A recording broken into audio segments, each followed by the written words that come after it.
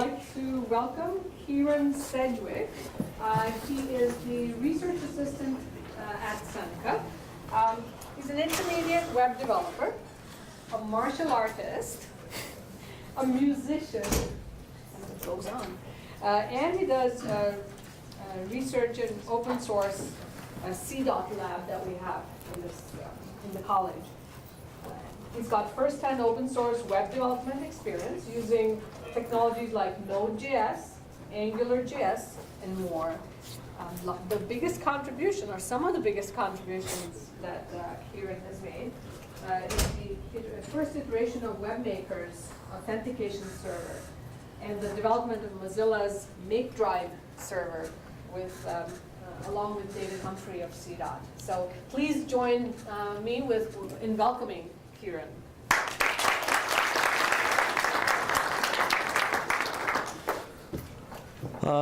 Good morning.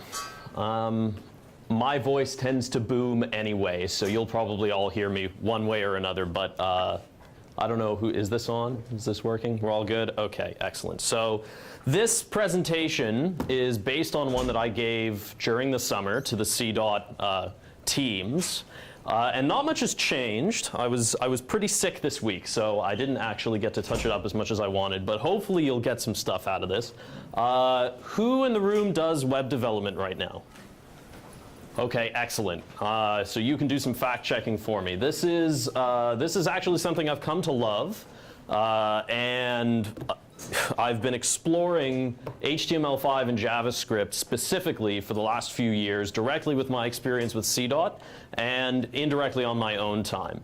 So just really quick, we can go over what I'm going to be talking about. So the main point of this presentation is to discuss how the web has become a platform in and of itself, in the same way that Windows or Linux is sort of an operating system that we can expect to find on multiple computers, so has the browser become a platform that we all share together. And so this creates common ground where before there really wasn't any, or it was harder to find. And I'm going to be talking about the thin client paradigm, and this is something that's come out of these new technologies like Node.js. Thin clients have been around for a while, but I'll touch on that a little bit later. And the key point is that it leverages JavaScript on the front and the back end. You know what, I will wait just a moment for people to settle in. The front end side of stuff that I'm going to be talking about is going to focus on AngularJS. But it's more about building front-end web applications with the web technologies, because Angular is just one of many frameworks, although it is quite popular at the moment. I'll be talking about Node.js, all of this at a very high level, by the way. I'm going to try not to go into too many technical details. I'll go into as much as I have to, but maybe towards the end in the question and answer I can go into some of the more specifics if you'd like.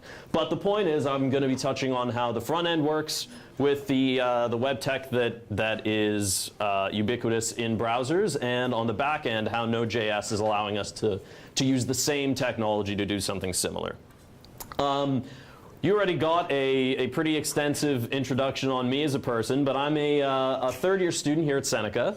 I'm in the computer programming and analysis program, and I did a year of co-op at the school's Center for the Development of Open Technology, or CDOT, where I was working with David Humphrey and Mozilla on Webmaker last year, and more recently on Make Drive, which is a Dropbox equivalent for web browsers and web browser file systems, which is a fairly new concept in and of itself. So that pretty much covers me, and so we'll move on.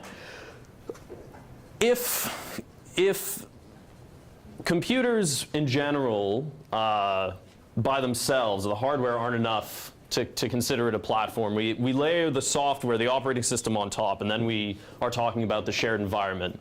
And the shared technologies that we have now in browsers are ubiquitous across those browsers, across all the major browsers that we have. So that just means that we can expect the same sort of functionality with CSS3, HTML5, and JavaScript, regardless of what computer you're on, as long as you have a browser. So this is HTML5 test. This is a site that tracks compatibility with the HTML5 standard.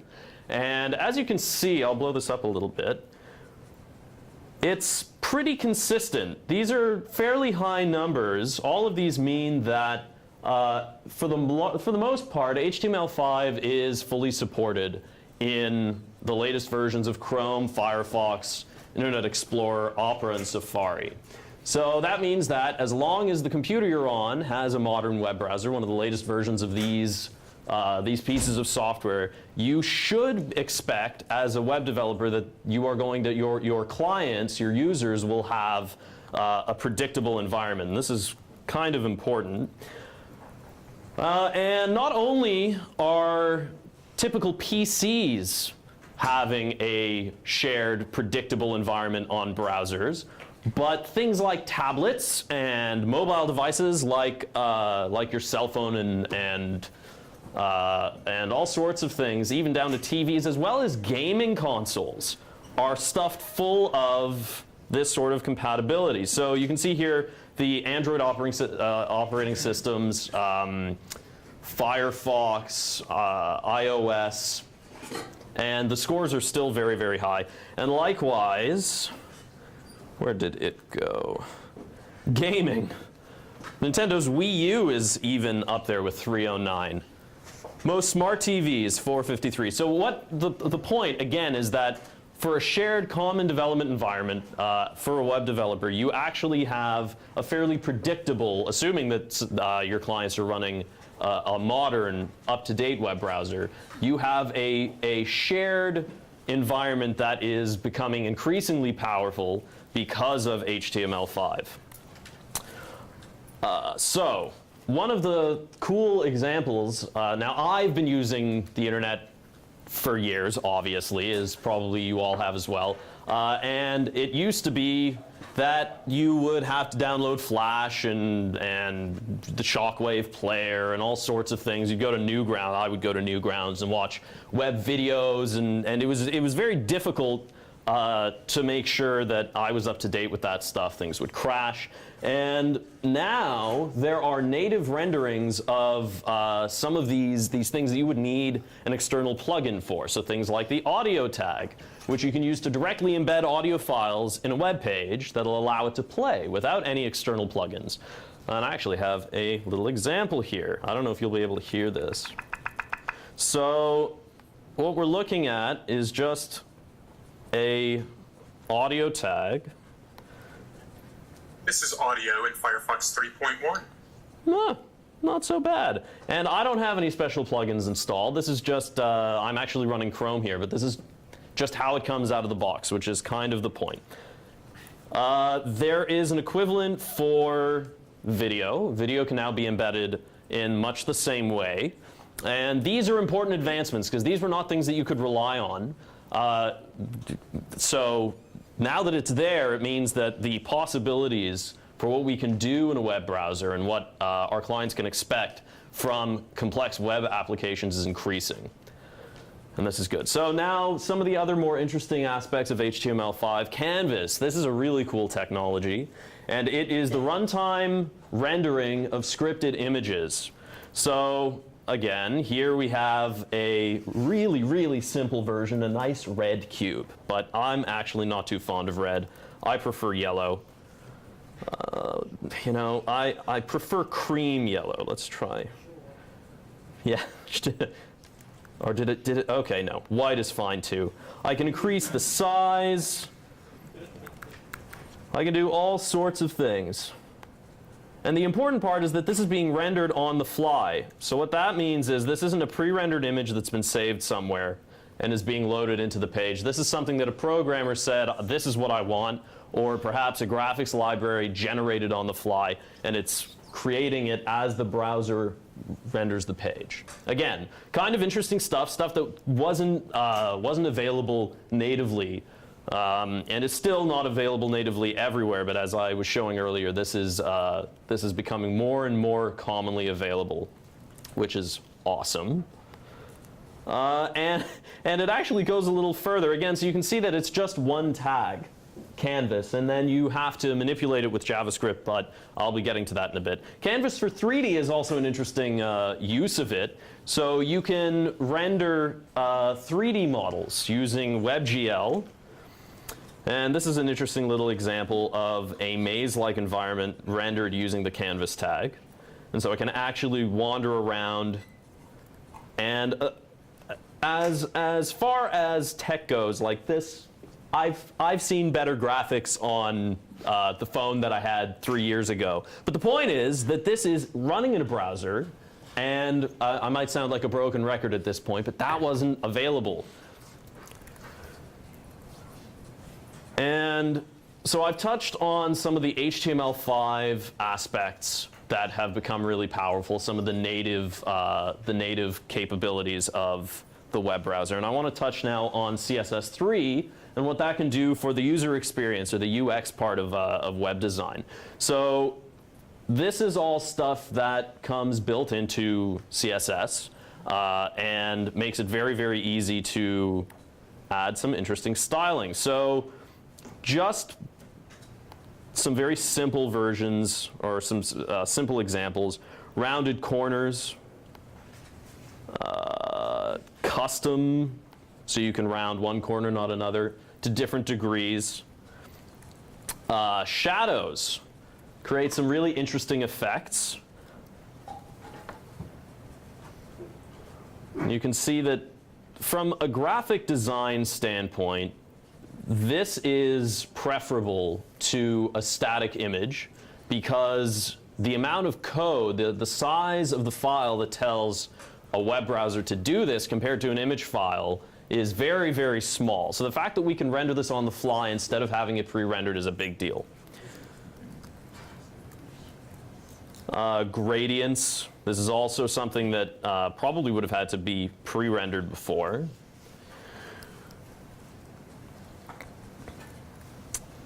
Transitions. This is kind of cool. So I'm mousing over the square, and it's actually transitioning from one style set to another.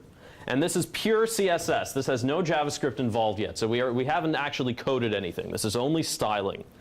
And this is quite exciting when you start getting into the possibilities, like animation. So this is a model of the solar system, obviously, but it is built entirely with CSS. We have some JavaScript over here, but all that's doing is attaching and removing CSS classes to various elements on the page. And that has gotten us a dynamic view of the solar system. And I can even flip it into between 3D and 2D views. So really what we're seeing here is all within one environment that is now shared pretty much everywhere on all the devices that we own and all the devices that we use, from our TVs to our tablets to our phones to our computers. The ability to do really, really impressive stuff, things that were probably restricted to more conventional native applications in the past. And the last piece here, responsive design, is very, very cool. How can I show you? So here we have the Webmaker homepage. And as a web designer, responsive design is a pain in my neck. But when you get it right, the result is that you design one page that runs and appears properly in different environments. So again, this is just expanding on the idea that you can have this one application running in many, many environments, and it all ends up being pretty much the same thing. So this is another example of animations. So yeah, the point here being that we can do a lot of very cool stuff that was only done with external plugins. Yeah, so I'm going to move on a little bit from the actual technical capabilities of HTML5 and CSS. And I want to talk about how those technologies are changing the approach to designing web applications. And the biggest one that I saw in my experience was a move to a thin client paradigm, where you have the traditional thin client concept, by the way, just as overview. You have a terminal that is connected to a computer somewhere else, and the terminal is just a dummy. This is the truth of the web-based version of this is somewhere in between, because you do have some functionality that's happening on the client side that can be quite complex. But it separates web apps into two major pieces. You have the front-end UX, usually as an MVC framework built with Angular or a similar front-end framework. And then you'll have a back-end data processing and persistence server, which is managed usually, in this case, with Node.js, which is a JavaScript framework, which I'll touch on in a sec. So Angular with front-end MVC has a number of advantages over static coding or templating from the server. You can do dynamic data binding, so it'll actually connect with your data server, and as data changes, it'll update itself automatically, and you can set it up to do this.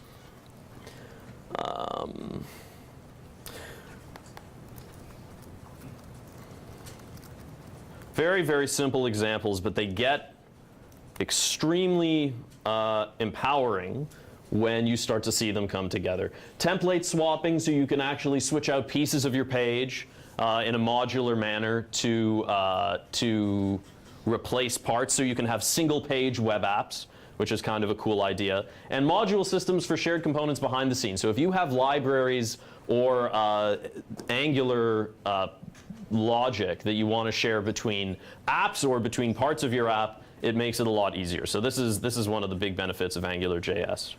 And it relies on REST APIs. So using and exploiting the get, post, put, delete, etc. Requests that you can make to send and receive data from your server. And when you combine this with Node.js and having a backend that's almost exclusively I'm very easily distracted. Exclusively JavaScript, then you can get some fairly interesting results. So Node.js, for those of you who don't know, is a server-side framework, a server-side server development framework that's built on Google's V8 JavaScript runtime engine. So it's a layer on top of that, and it's pure JavaScript. So that means that if you are writing front-end code in JavaScript, you don't really have to learn a whole new language. You don't have to deal with different kinds of data types. The object notation that I'm so in love with JavaScript is present in both places. So it makes working with the logic a lot easier. It has a robust core library for server operations. So this is the easiest example of getting a web server up and running with Node.js is just, I think, probably less than 10 lines of code. And the most impressive in my experience part of the Node.js system is its package management system, which is, I've heard that it's similar to Ruby's gems. You can write any module you want, publish it anytime you want, you can share it, you can use anybody's code. It's very easy to find a module that fits the needs that you have, and I'll be showing you an example a little later on a project that I'm working on. And it has abstraction frameworks, and there are more of these coming out now, which I'm finding kind of interesting, as this technology is relatively new, and some best practices have been coming out. So Express.js is the most common framework that helps one set up a server with Node.js, but we are seeing some more come out now. As for the example, I have this tiny little project. This is kind of silly. It's a Twitter account that anyone can post to. That's the concept. It was like, what would happen if I exposed that to the world? Who would post what? But the concept aside, the actual code that runs it is very, very straightforward. So we have dependencies that I pull in that are declared and installed with a single command. We have configuring what we call middleware, which helps us parse and manipulate requests as they come in. And then it's as simple as this line here to declare a route that will have specific logic when it is hit. And in this case, site.index is something that I've pulled in that's going to return HTML to the client. And site.tweet is something else that I'm going to show you here. But before I get there, this is all it takes to start the server. And when someone does a post request to /tweet,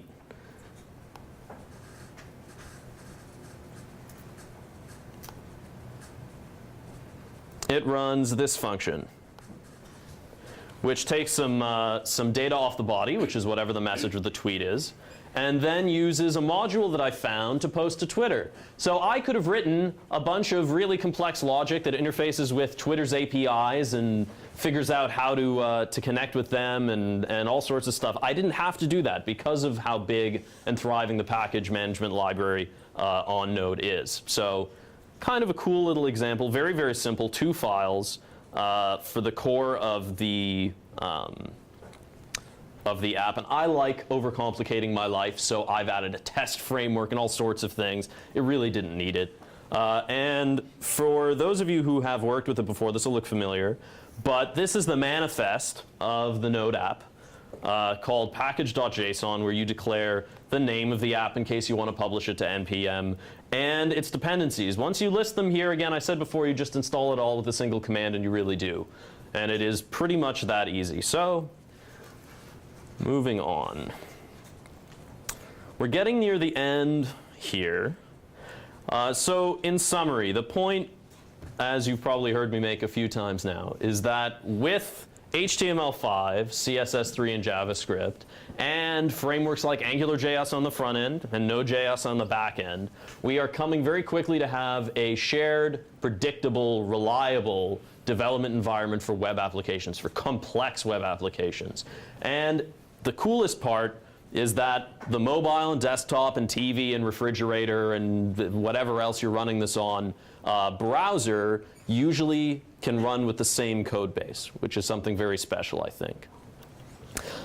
So I'm excited. When I asked how many web developers were in the room and I saw all those hands shoot up, I was anticipating the end because I want to see how this matches up to your experience. And I'd also like to get some feedback on how you think this compares to things like Ruby on Rails and stuff like that. But before that, I just wanted to show you webmaker.org, which is Mozilla's biggest social initiative right now. It encompasses a bunch of tools. It's mainly aimed at educating the public, especially in developing nations, on how to use the web, on how to create content for the web, on providing tools to create content for the web. And the thing I wanted to point out kind of above all is this app maker thing that they have going on. This is an HTML5 app builder where you create apps with a drag and drop system. You can create your own modules that you can include in the drag and drop system, and this is built on the concept of this shared platform. And it ends up being very, very interesting. And Mozilla has their Firefox OS phones coming out, so that was, I think, the big motivation here. But if you're interested in seeing what I'm talking about in action, this is something to check out for sure. Very exciting stuff. And as I've been saying, all you need is a web browser. And that is the end of what I had prepared. Thanks for your attention. So do we have any questions or comments? Is there any of the web developers in the room, have any of you worked with Node.js? A few. And what's your experience been? I'm seeing some thumbs up. Yeah, it's okay. Uh-huh. Question, when would you suggest using Node? Like what kind of applications? Why not just use, I don't know, like a Python application on the back end? Why would you choose that? What advantage is that? So on the technical side, Node.js is non-blocking, so it runs it can process simultaneous connections faster in general than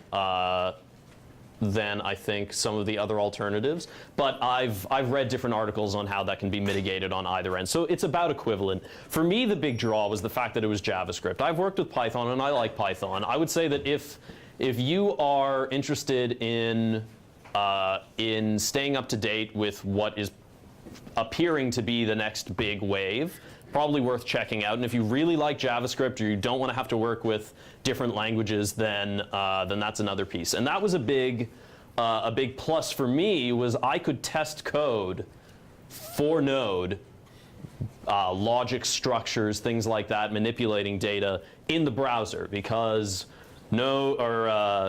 Chrome has a command line tool that you can use to run JavaScript and execute it and see what happens. Right inside the browser, you can do things with tools like JS Fiddle, where you can execute the code right there and actually see what happens. So it's a lot easier to test, I find, when you're only working with the one language. But I think there comes a point where it's personal preference too. So, good question. Yes? So you decide to use AngularJS as the MVC framework for frontend, right? Why you did that? And when you talk about more about the others frameworks out there, like Backbone, I don't know if you've heard about it. Yeah. So which one you prefer? Have you tried already? So I worked with Backbone in my first project at CDOT.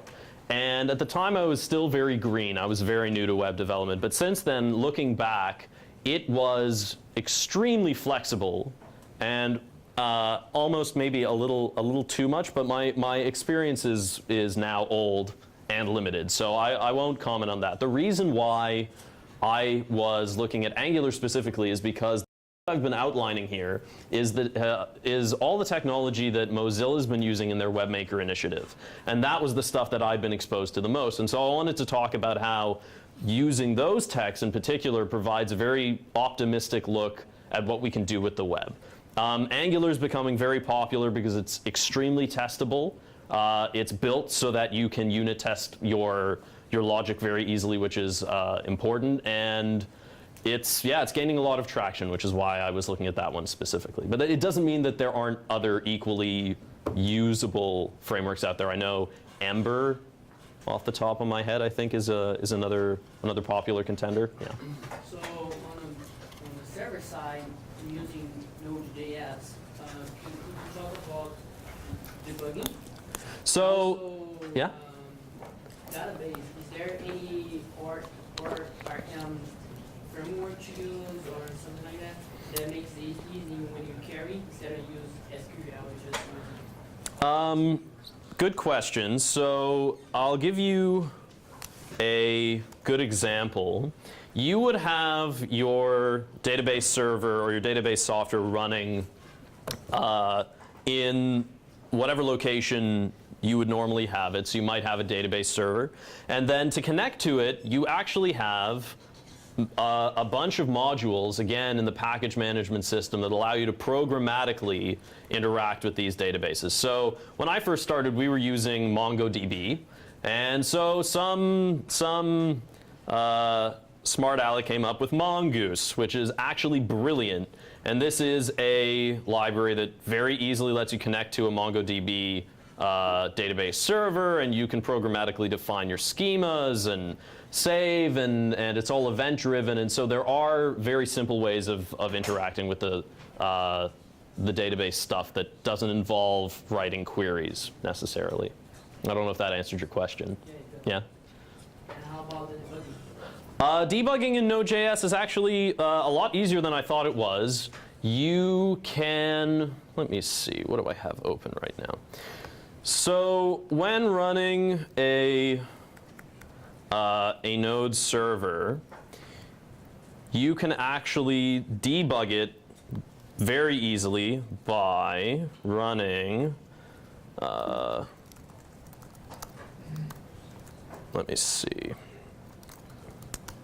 This isn't an actual.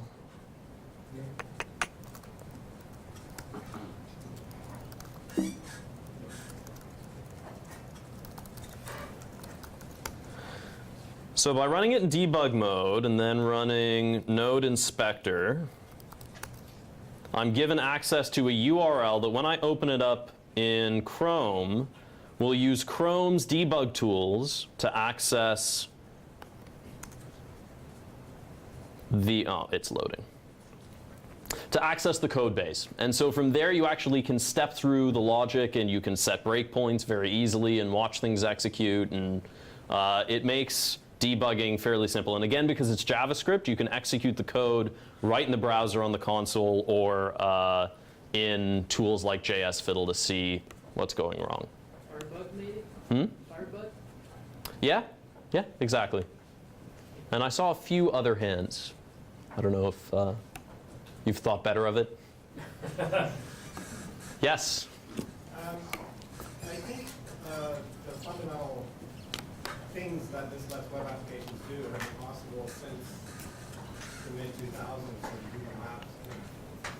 I'm not sure there's anything special about these JavaScript frameworks, but I'm not as familiar with them. So if you have any particular insight into what is fundamentally different about what they're doing compared to the way you would do this in PHP or Ruby. My impression is there isn't a big difference there. But I think all of that is maybe moved because this is all 10 years too late. I don't think any of the web matters in the future as a platform because mobile phones are in such ascendancy, and if it's not an icon on your phone, is anybody going to use it 5 years from now? What do you think about that? That is quite a thought. What's your background? I've been a web developer for 18 years. Awesome. Okay. So the first thing I'll address is I think you're probably right.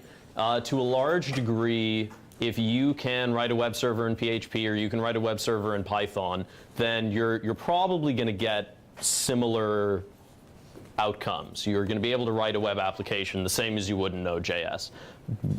Give or take the technical differences between how the frameworks operate, as I kind of touched on. The bigger piece, sorry? I'm not disputing there are advances. Right, but there are advances in this over how the older way of doing it. exactly. So how significant is it? The job has gotten easier in certain ways through better technology, that's for sure. Yeah, it's for me the big advantage was the use of a single language, and also what it sort of implies about the use of these web technologies, HTML5, JavaScript, and things like that. It really does encourage their use. If you as a new web developer can learn one language and be able to write a full web application, both on the front end and on the back end, that's something pretty powerful. Just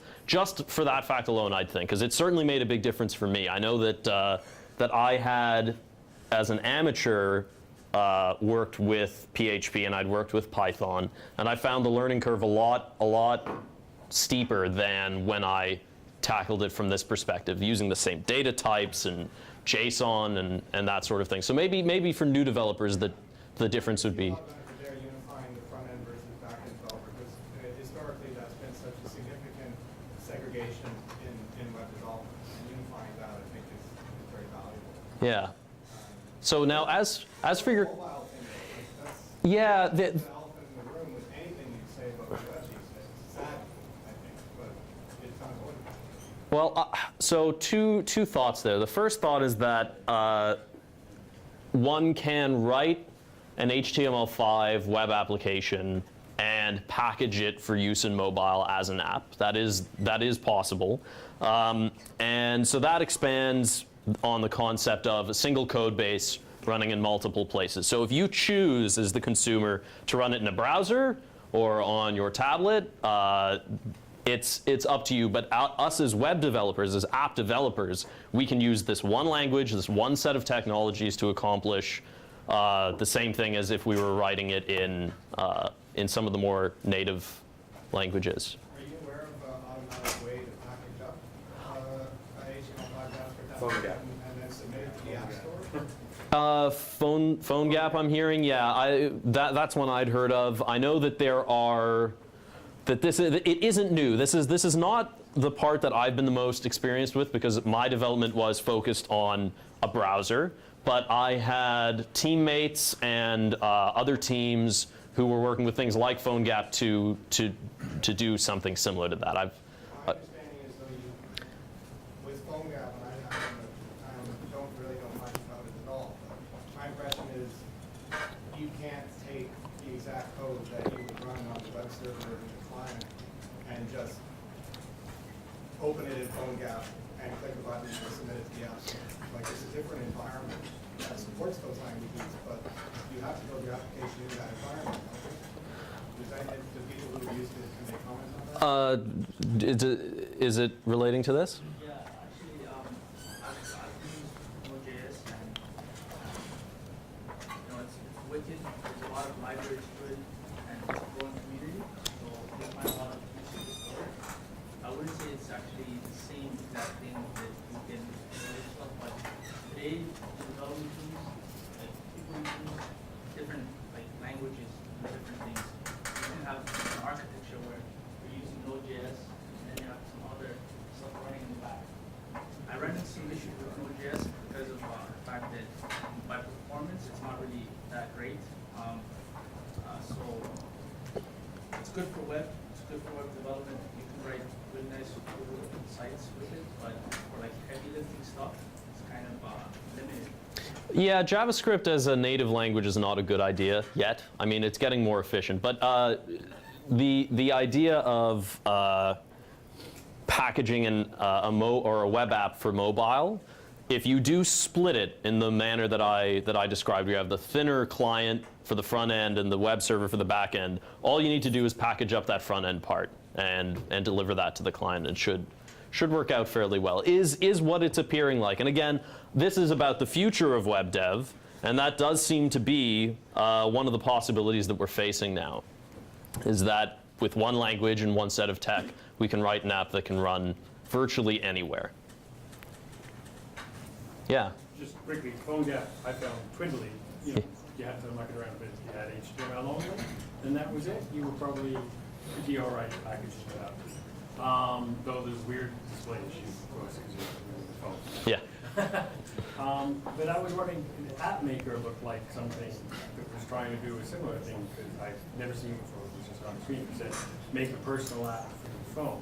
So is that not bundling it up and shoving it through a Well, AppMaker is unique in the sense that the mobile environment that it runs on is Firefox OS, and Firefox OS is a web browser.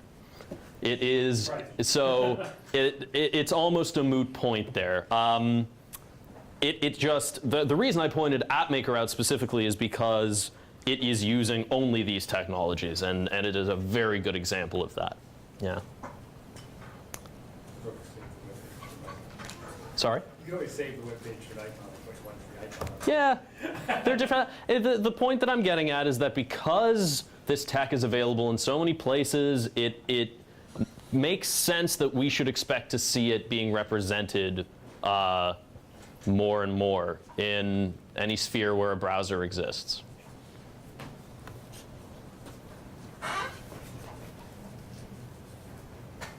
Any other questions or comments? I'm seeing a sea of faces. Well, thank you so much. Small